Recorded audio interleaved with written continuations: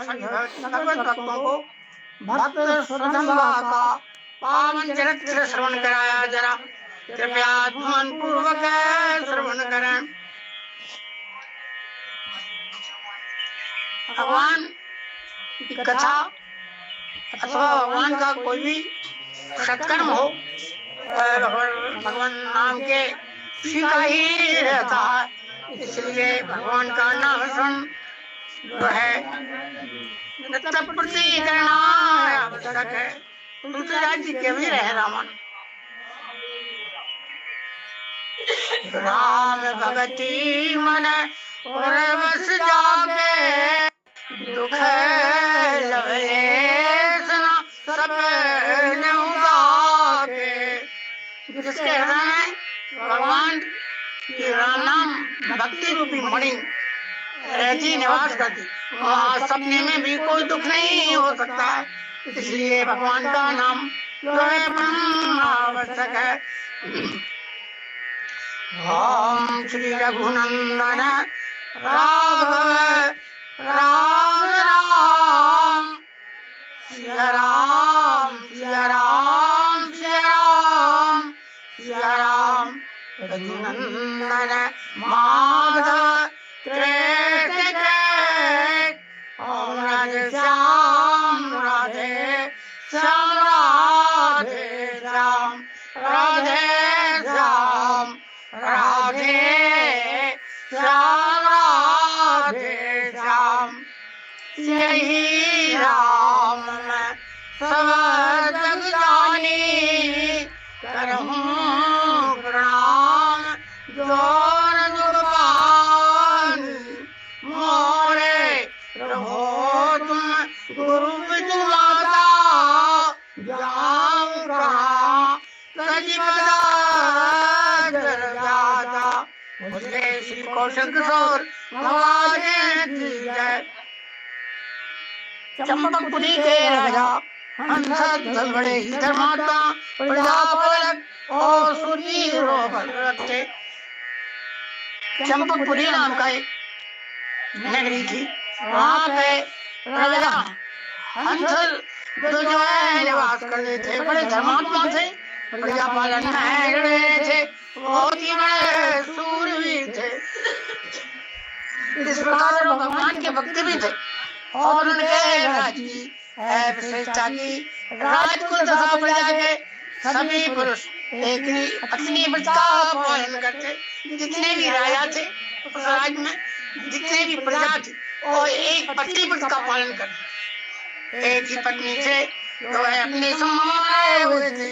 जो भगवान का भक्त न होता था, जो एक पत्नी व्रती न होता, वो चाहे जितना विद्वान आदमी आश्रय नहीं मिलता था, जो एक पत्नी व्रत का पालन नहीं करता, उसका भैया वहाँ निवास जो है बड़ा मुश्किल था, निवास नहीं कर सकता था। उसको उस नगरी में निवास के लिए कुछ काम नहीं था। पूरी प्रजा सदाचारी भगवान की भक्तों को दान परायण थी। सारी प्रजा सदाचारी थी, भगवान की भक्त थी, भगवान के प्रति आस्था थी सभी भक्तजनों की, और दान परायण थी। दान नित्य होता था। पांडवों का अश्वमेध देखता हुआ चंपकपुरी के पास पहुंचा। पांडव जो हैं उनका ये घोड़ा जो है चंपकपुरी के पास पहुंचा, तो महाराज हंस ने सोचा मैं वृद्ध हो गया हूँ, मेरा जो है वृद्ध अवस्था है मेरी, अब तक मेरे नेत्र श्री कृष्ण के दर्शन से सफल न हुए, मैंने भगवान श्री कृष्ण के दर्शन नहीं किए अभी तक। और अब इस घोड़े को रोकने के बहाने इस भूमि में जाकर भगवान पुरुषोत्तम के दर्शन करूंगा। अब मैं इस भूमि में जाऊंगा और भगवान कृष्ण कन्हैया के दर्शन करूंगा। मेरा जन्म उन श्याम सुंदर और मनमोहन के श्री चरणों के दर्शन से सफल हो जाएगा। जब मैं दर्शन करूंगा भगवान भवन मोहन का, भगवान श्री कृष्ण का, तो मेरा जीवन का कल्याण हो जाएगा। घोड़े की रक्षा के लिए गांडीवधारी अर्जुन प्रद्युम्नादि महारथियों के साथ उनके पीछे चल रहे थे। घोड़े की रक्षा के लिए सहायक भी थे, गांधी धनुष धर्मकारी धनुष जो है धारण किए हुए थे और रखे हुए थे और पीछे पीछे जो है चल रहे थे और सबको पता था, किंतु राजा को रात सारी के दर्शन करने थे। लेकिन हंसल को तो भगवान श्री कृष्ण के दर्शन करना था। अस्त्र पकड़कर घोड़ा पकड़कर बांध दिया गया, घोड़ा पकड़कर बांध दिया और राज गुरु संघ तथा लिखित की आज्ञा से घोषणा कर दी गई। अब के समय तक सब योद्धा रणक्षेत्र में वो सावधान, कितने भी योद्धा थे, तुमसे सूचना दी थी उनको कि जो योद्धा है वो रणक्षेत्र में आ जाए और जो ठीक समय पर नहीं पहुंचेगा उसे वैसे हुए के में डाल दिया जाएगा। यदि वो समय में उपस्थित नहीं हुआ तो उसकी कड़ाई में गर्म की कड़ाई में उनको डाल दिया जाएगा। इस प्रकार हंसध्वज के 5 पुत्र थे। हंसध्वज के 5 पुत्र थे। पहला पुत्र सुबल, दूसरा सुरथ, श्याम और सुदर्शन तथा सुधन्वा। छोटे राजकुमार सुधन्वा अपनी माता के पास आज्ञा लेने पहुंचे। अपनी माता से कहने लगे, हे माँ, मैं युद्ध क्षेत्र में जा रहा हूँ, तुम्हारी क्या आज्ञा है? और फिर माता ने पुत्र को हृदय से लगा लिया। माता ने अपने पुत्र को हृदय से लगाया और आदेश दिया, बेटा युद्ध में है, जाओ और विजयी होकर लौटाना। तू युद्ध में जा, लेकिन विजय हासिल करके लौटाना। और परंतु मेरे पास 4 पैर वाले पशु को मत ले आना। लेकिन मेरे पास जो है, तू 4 पैर वाले पशु को मत ले आना। और मैं तो मुक्ति आता हरि को पाना चाहती हूँ, जो मुक्ति को देते हैं श्री कृष्ण भगवान को मैं पाना चाहती हूँ। तो वही कर्म कर जिससे श्री कृष्ण प्रसन्न हो। तुम ऐसा कर्म करो जिससे भगवान प्रसन्न हो जाए। और वे भक्त वत्सल हैं, यदि तू अर्जुन को युद्ध में छका सके तो वे पाठ की रक्षा के लिए अवश्य आएंगे। यदि तू अर्जुन को मारेगा तो भगवान श्री कृष्ण जो है उनकी रक्षा के लिए निश्चित रूप से आएंगे। वे अपने भक्तों को कभी छोड़ नहीं सकते। देख, तू मेरे दूध को लज्जित मत करना। तूने मेरे दूध का जो है दूध को पिया है, धारण किया है, उसे लज्जित मत करना। श्री कृष्ण को देखकर डरना मत। और श्री कृष्ण के सामने तुम मरने वाला मरता ही नहीं है। जो श्री कृष्ण भगवान जिसके सामने और युद्ध करे और जो उसकी मृत्यु नहीं होती है, इस प्रकार अपनी 21 सूर्या भी चार देता है, 21 सूर्य का चरण चारण हो जाता। तो भगवान श्री कृष्ण के सामने जिसकी मृत्यु हो, 21 सूर्य चरण चारण हो जाता। तुम्हें लड़ते हुए पुरुषोत्तम के सम्मुख यदि वीरगति प्राप्त करे या तो जो है मुझे सच्ची प्रसन्नता होगी। तो उन्होंने कहा, धन्यवाद माता, बड़े सुंदर बात जो है तुम कह रही हूँ मुझसे। सुधन्वा ने माता की आज्ञा स्वीकार की और बहन कुबला से आज्ञा तथा प्रोत्साहन प्राप्त करते हुए अपने अंतःपुर में गए। अपने अंतःपुर में गए और द्वार पर उनकी सती पत्नी प्रभावती जो है पहले से पूजा का था सजाए पति की आरती उतारने को खड़ी थी। उनकी पत्नी जो है प्रभावती नाम की और जो द्वार पर जो था हुए खड़ी हुई थी और उसने पति की पूजा करके प्रार्थना की, नाथ आप अर्जुन से संग्राम करने जा रहे हैं, मैं चाहती हूँ कि आपके चले जाने पर एक अंजलि देने वाला पुत्र रहे। एक अंजलि जिसे अंजलि देने वाला पुत्र तो रहे। सुधन्वा ने पत्नी को समझाना पर पतिव्रता थी और पतिव्रता थी। उसने कहा, मेरे स्वामी मैं जानती हूँ कि श्री कृष्ण के समीप जाकर कोई संतान में लौटता नहीं। मैं तो आपकी दासी हूँ, आपकी इच्छा और आपके मेरा हित है। मैं आपके प्रस्थान में बाधा नहीं देना चाहती। इस राशि की तो एक तुच्छ प्रार्थना है, अपनी प्रार्थना पूर्ण करनी चाहिए। मेरी भी यही इच्छा है, आप जाओ और भगवान श्री कृष्ण के दर्शन करो। अनेक प्रकार से सुधन्वा ने समझाना किंतु अंत में प्रभावती की विजय हुई। अंत में प्रभावती विजय हुई। सती नारी को धर्म सम्मत प्रार्थना में अस्वीकार नहीं कर सके। वहीं से फिर स्नान प्राणायाम करके युद्ध के लिए रथ पर बैठ गए। वहीं से प्रणाम किया भगवान को, तो युद्ध में आसीन हो गए। उधर युद्ध भूमि में महाराज हंसध्वज अपने चारों राजकुमारों के साथ पहुंच गए। उसने अपने राजकुमार के चारों वहां पे पहुंच गए। सभी शूर एकत्र हो गए, जितने भी वहां पे योद्धा थे सब इकट्ठे हो गए। किंतु समय हो जाने पर जब सुदामा नहीं पहुंचे तब राजा ने उन्हें पकड़ लाने के लिए कुछ सैनिक भेजे। सुदामा नहीं आता, लेकिन सुदामा जब नहीं आए तो कुछ नौकरों को वहां भेज दिया, सैनिकों को भेजा और सैनिकों से कहा सुदामा मार्ग में ही मिल गए। पिता के पास पहुंच गए, उन्होंने विलंब का कारण बताया। तब क्रोध में भरकर महाराज कहने लगे तू बड़ा मूर्ख है, कहने लगे तू बड़ा मूर्ख है कि पुत्र होने से ही सदगति होती, तो सभी कुकर सुकर स्वर्ग ही जान। तेरे संसार विचार को धिक्कार है, श्री कृष्ण का नाम सुनकर भी तेरा मन काम के बस हो गया है। ऐसी कामी भगवान से पुत्र को तो तेल पवन कर ही मरना ठीक है। ऐसे कामी जो बालक है, तो जो स्त्री में सशक्त है, उसके लिए तो गरम तेल में कढ़ाई में डालना ही उचित है। राजा ने व्यवस्था के लिए पुरोहितों के पास दूध भेजा। राजा ने व्यवस्था के लिए पुरोहितों के पास दूध भेज दिया। पुरोहित थे उनके धर्म के मर्मज्ञ, स्मृतियों के रचयिता ऋषि और संघ बड़े क्रोधी थे। ये बड़े क्रोधी थे, लेकिन ये पुरोहित तो थे लेकिन बड़े क्रोधी थे। स्मृतियों को रचयिता थे ऋषि शंख और लिखित बड़े क्रोधी थे। उन्होंने दूध से कहा राजा का मन पुत्र के मोह से भ्रष्ट हो गया है। जब आप सबके लिए एक ही आज्ञा थी, प्रस्ताव पूछने की क्यों आवश्यकता हुई? तब सबके लिए एक ही आदेश था कि तेल की कढ़ाई में डाल देंगे। यहाँ पर तुम क्यों आए? जो मंदबुद्धि लोग हो तथा भय से अपने वचनों का पालन नहीं करता, उसे नरक के द्वार मिलते ही है। जो लोग बुद्धि में फंसा हुआ मंद बुद्धि है, तो उसे तो निश्चित रूप से नरक प्राप्त होता ही है। हंस तो पुत्र के कारण अपने वचनों को आज झूठा करना चाहता है। ऐसे अधर्मी राजा के राज में हम नहीं रहना चाहते। इतना कर कर वे दोनों ऋषि ही चल पड़े। उन्होंने सोचा चलो करना चाहिए, अब राजा ही अधर्मी हो गया। दूसरे समाचार पाकर राजा ने मंत्री को आदेश दिया सुदामा को वैसे तेल के कढ़ाई में डाल दो। और इतना आदेश देकर वे दोनों पुरोहितों को मनाने चले गए। मंत्री को बड़ा दुख था, किंतु सुदामा ने उन्हें कर्तव्य पालन के लिए दृढ़तापूर्वक समझाया। पिता की आज्ञा का शब्द को पालन करना ही चाहिए। उसने निश्चय किया।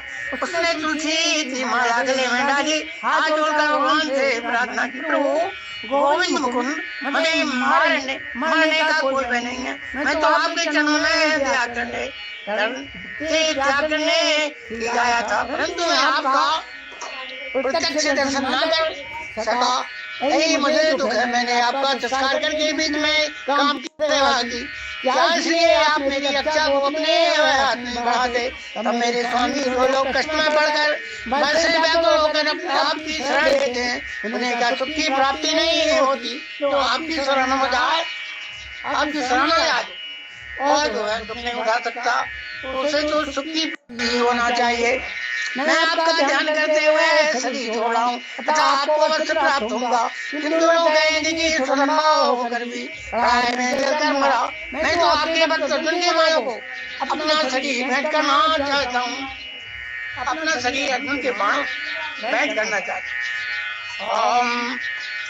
आपने अनेक भक्तों की देख रखी है, अनेकों की इच्छा पूर्ण की है और मेरी भी इच्छा पूर्ण कीजिए। अपने इस चरणास्थिति भी रखिए।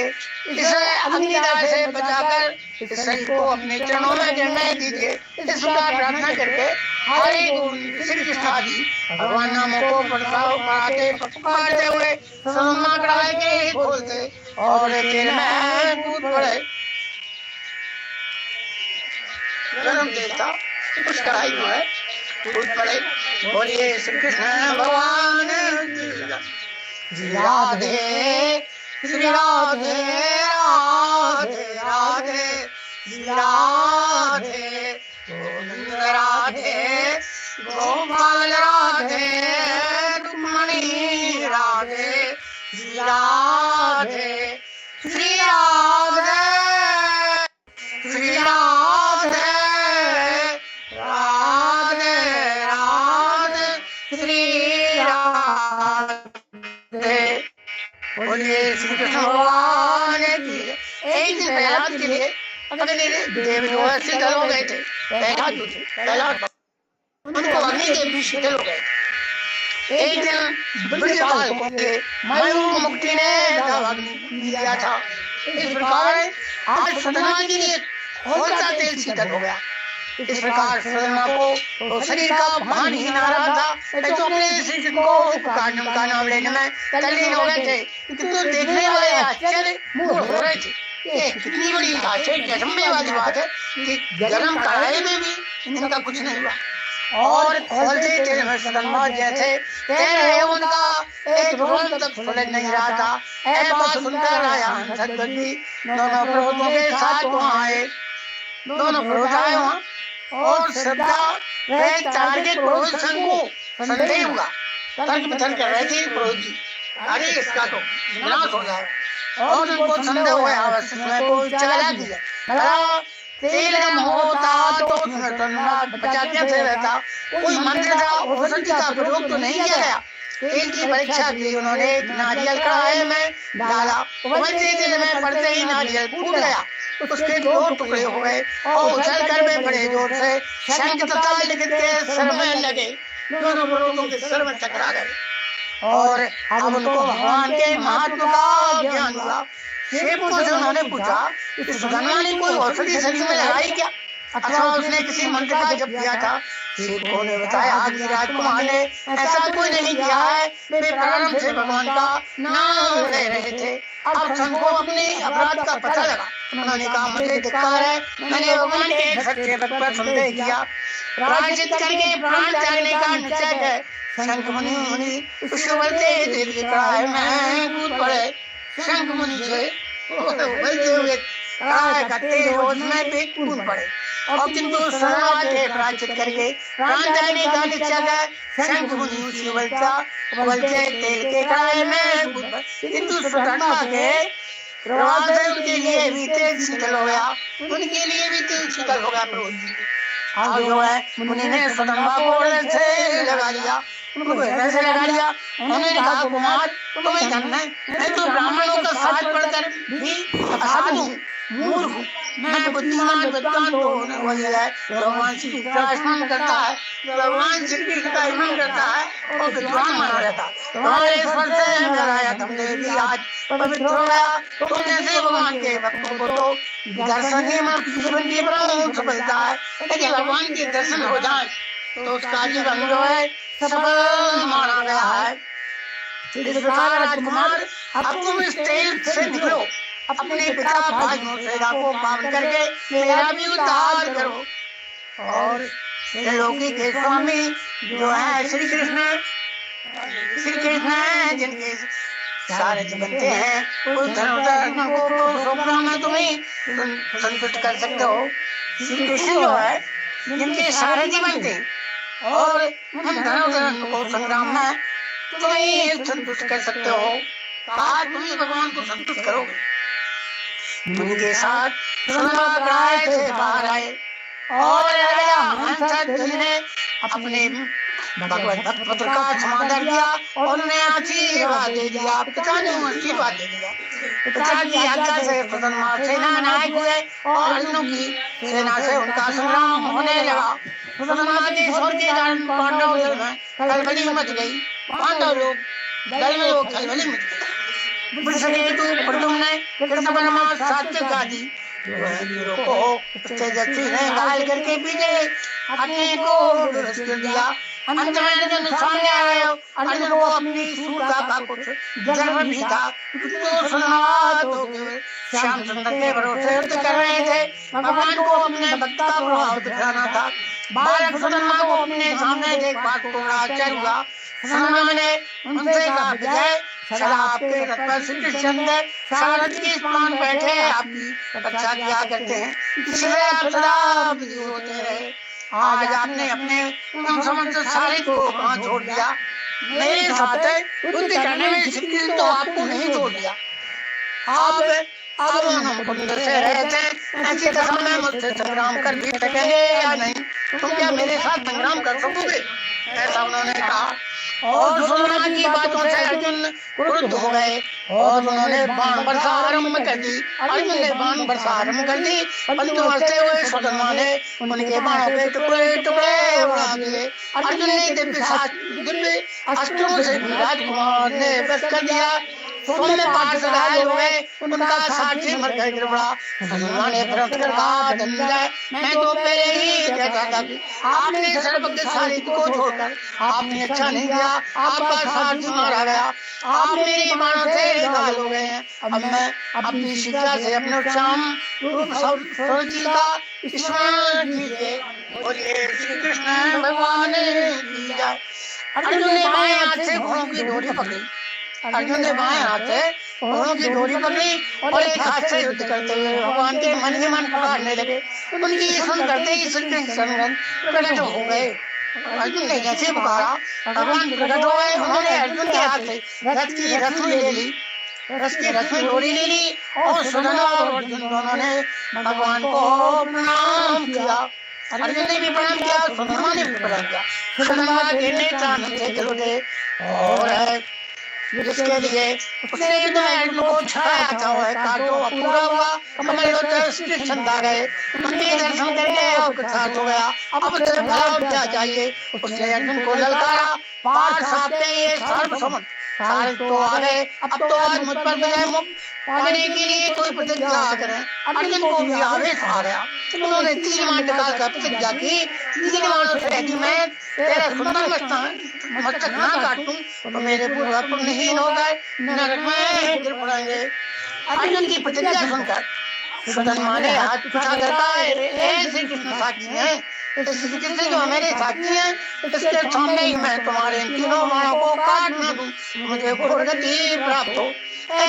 सुदामा ने श्री कृष्ण से कहा, अर्जुन को बाणों से घायल कर दिया।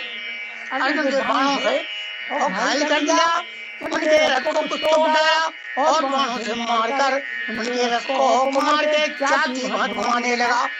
इस प्रकार 400 आदमी से हटा दिया। उस रथ को भगवान ने कहा, अर्जुन सुदामा बहुत बांका आदमी है, मुझसे पूछिए बिना पूजा करके तुमने अच्छा नहीं किया। जयद्रथ वध के समय तुम्हारी प्रतिज्ञा से कितना संकट से स्तुति किया था, तुम भूल कैसे गए? सुदामा एक पत्नी के प्रभाव से महान है और इस समय हम दोनों जो हैं पिछड़े हुए। राधे श्री राधे राधे राधे श्री राधे रुक्मिणी राधे श्री राधे।